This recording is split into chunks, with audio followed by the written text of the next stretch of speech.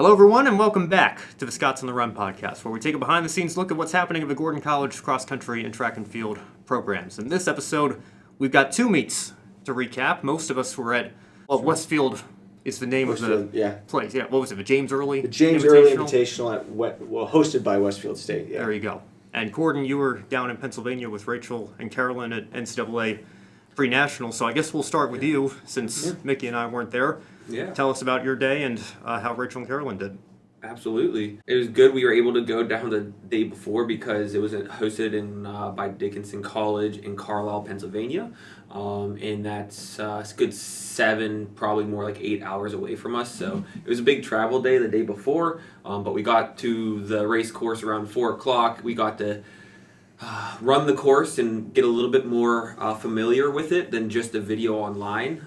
It was great they had a video online, but still to run the course does really helps you get a game plan. So we were able to do that. Then we just hung out, got some good dinner, and the next day was race day, and it was awesome. It was an overcast day, rainy in the morning.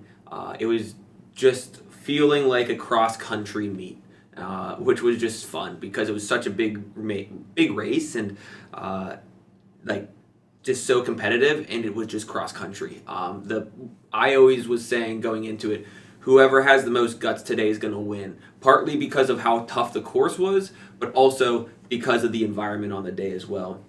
And I do think who had the biggest guts out there and who could run the hardest really showed up and showed their abilities. Starting off with our athletes, like Rachel, we had a really good game plan going in that we talked about and we thought would be the best way to execute this race. And she was able to do that really well. So she's getting a lot better at able to hold back a little bit in the beginning, being around people, and working with that compared to getting very far out ahead and not having too much competition through. So that was really nice to see. And then they got into the woods about at 2K, and the 2K woods were just rolling through. So there wasn't actually a lot of position changes there, but it was just you have to stay tough going up and down these hills. And both of our girls did that. They got out at the right position. Carolyn came through. I was pretty happy. We talked about it. Maybe it was a little slow at the first mile, but we were able to recognize a few things that we can pinpoint better. And so that really helped us feel confident after the race.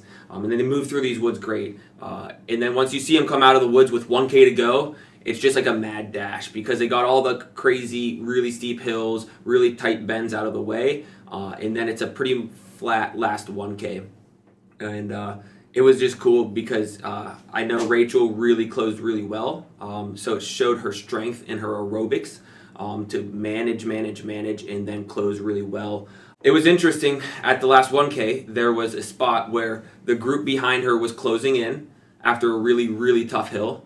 And they caught her at the 5K, and she was leading that group with another person next to her.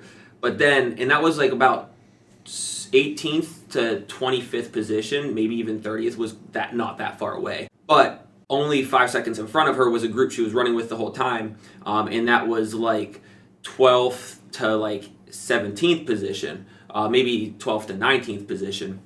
And so I was like, well, we're going to see what this last K has for her, because could she finish 30th? Absolutely, because those girls were very fit. They were very good. But it showed her dedication and her desire to really will herself to that finish line. Yeah. So that was really exciting to see. And Carolyn came in a similar position. She put herself in a really good spot coming out of the woods.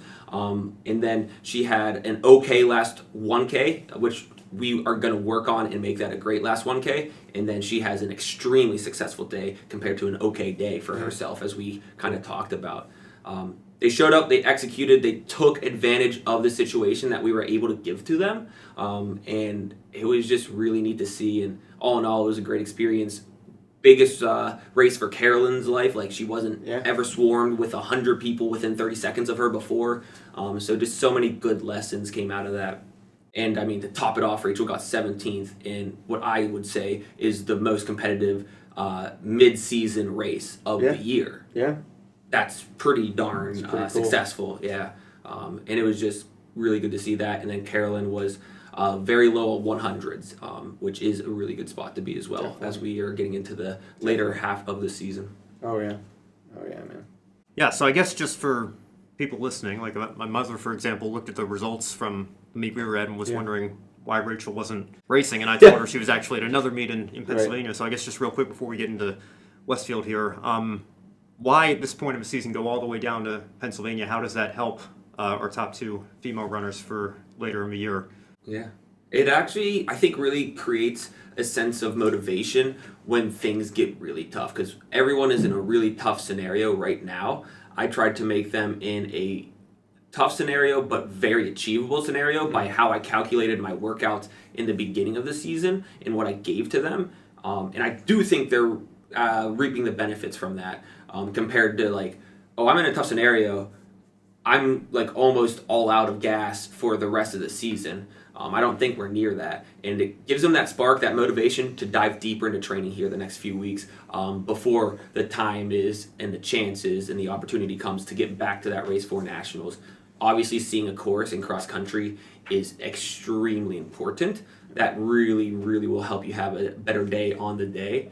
So that was another added factor why we would do such a thing. And hey, if you're top athletes and you earn it, we want to reward you too. And they've been working really, really hard every day. So they definitely earned that trip down to Carlisle, Pennsylvania. Well, and I think if I could piggyback on that, I think where our program is at, like one of the reasons why I came here a year ago is I feel like it really is at the point where it's ready to take that next step, to go to that next level as an entire program, right?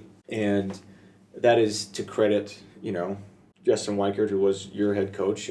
He built this program from, being 20-something kids with T-shirts for jerseys. I don't know, maybe it wasn't that bad, but and to what it is today, right? I don't know if this program's ever sent two people to nationals before.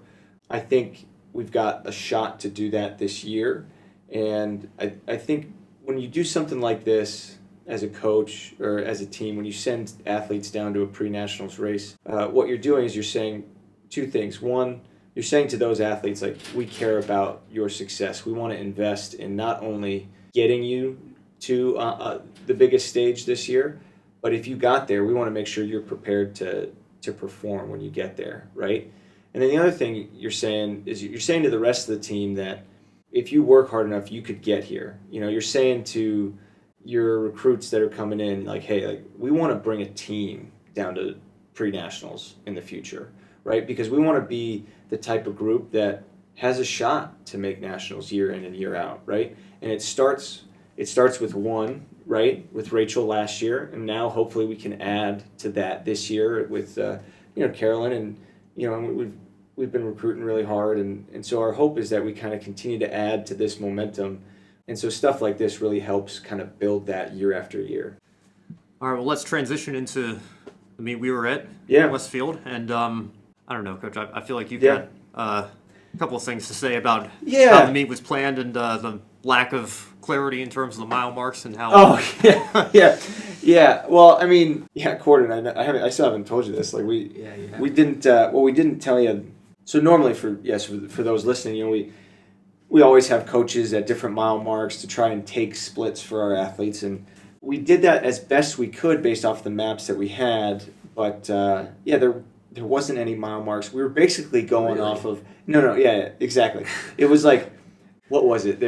There was a string of like all these, I don't know, maybe blue cones or something like that, and then there was one orange flag roughly around the area where the mile mark was. So we're like, oh, maybe that's it. So we just went off of that. And it wasn't like we had anything. It wasn't like our course. We tried to put like a 1M for the 1 mile or something like that, 1600 or something like that. So at the end of it, we had, I think we had like Phil and Zach with their third mile being like 7 minutes, but their last mile being like 4:45, and so it was like clearly we were off somewhere, right? And that made things a little different, and I think that's actually a good segue into kind of my general feelings for the weekend. And this race, the beginning and the end of this race was really good in terms of the course. Like, I like the course at a park, but almost similar to what you were saying, like the middle part of this course was it got narrow, it was choppy in terms of there was mud that was kind of slippery, there was roots and people were falling and stuff, and the reason why it was so slippery is because when it would rain it would downpour, but then it would turn off, and so it was an interesting day. Normally you don't mind rain as long as the surface is good enough to run on, right? But long story short, the whole point is that at the end of the day, whether you know your mile splits exactly, whether you have a great course to run on or not, it just comes down to racing, right?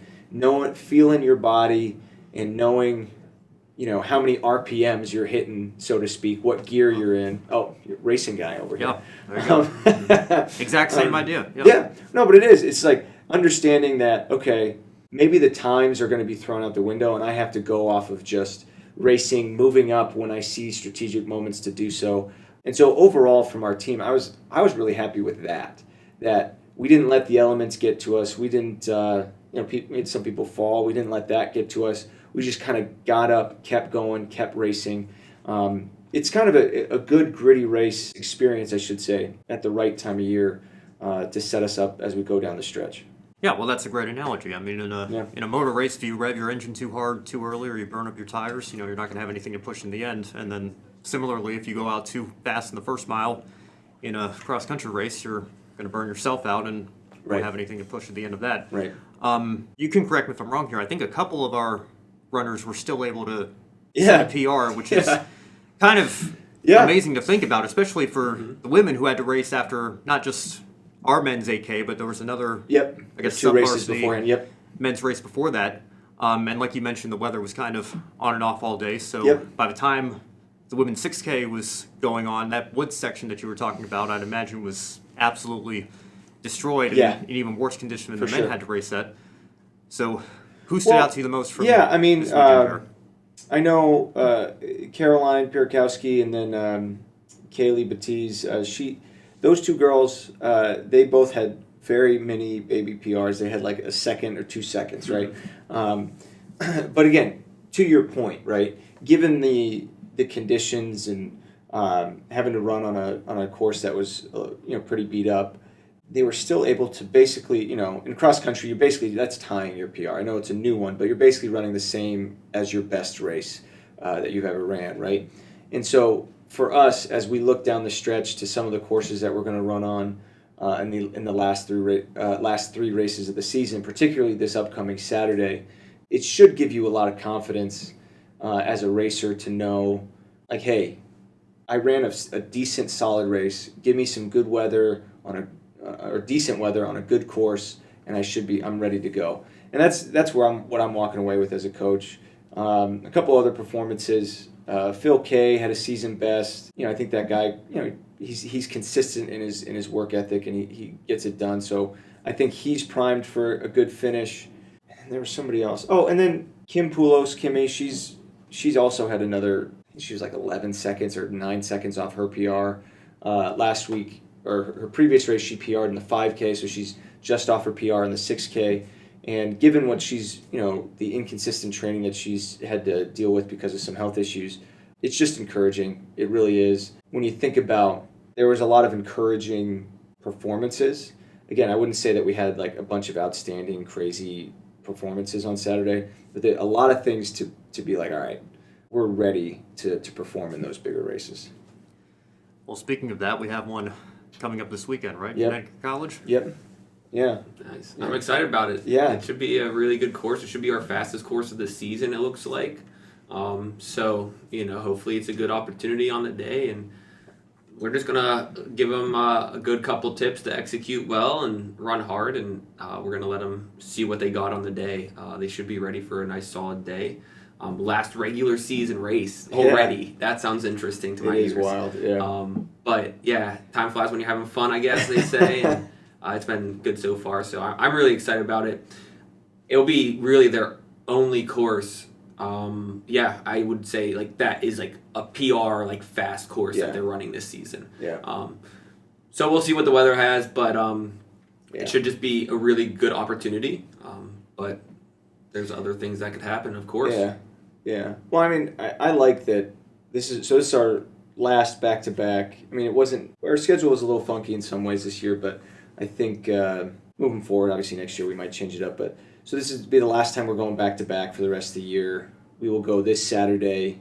We'll take the following Saturday off. Then 2 weeks from this Saturday is conference championships. 2 weeks after that is regional championships, and that's it.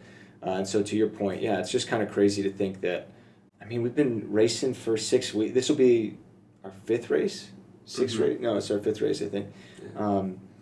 And that's it for your regular season, you know. And so it's a good reminder that a lot of this work has to be done in the summer, you know, but it will display itself in this final month, you know. And then particularly this weekend on the course that we're at, yeah, I think we held some guys back this last Saturday, because we knew we had a back-to-back.